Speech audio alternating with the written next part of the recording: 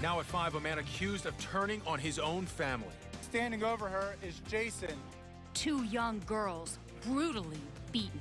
A very bloodied granddaughter with severe injuries. His mother murdered. The devastation, It was a horrific scene. even rattling hardened deputies.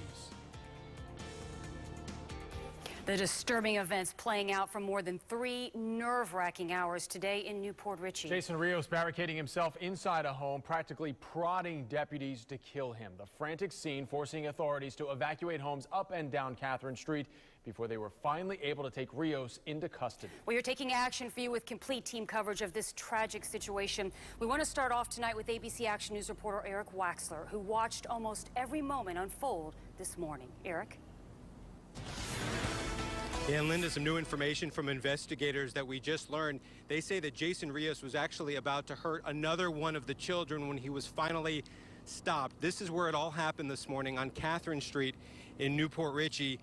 Jason Rios lived in that house with his parents and those 4 children, his nieces and nephews. Now his mother is dead, the niece is seriously injured, and we don't know what set him off.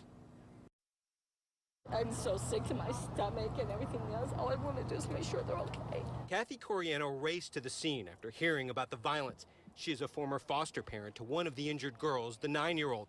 Kathy also knows her sister, who was just 7. They're babies, for God's sake. They are babies. They don't need to go through this. According to the Pasco Sheriff's Office, the girl's uncle, Jason Rios, who lived with them, beat both girls severely this morning. They say he also killed his own mother, Angela. That's her with Rios in this picture on Facebook.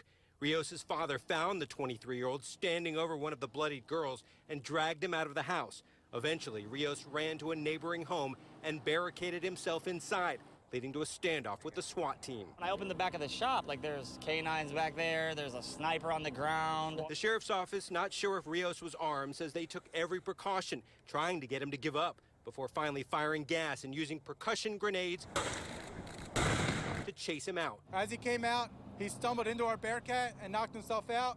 He went down to the ground. We were able to take him into custody. Rios went off on a stretcher. The sheriff's office says he had self-inflicted wounds using a drill and an auger on his head, neck, and stomach. They also say Rios' family told them he was a paranoid schizophrenic and using drugs. To hear that he did this, I can't wrap my head around it.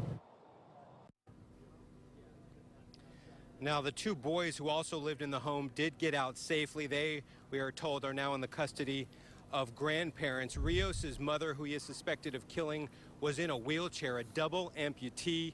As for Rios' condition, he was taken away in an ambulance, and we have not gotten any update on how he is doing right now after those self-inflicted injuries. Live in Newport Richey, Eric Waxler, ABC Action News.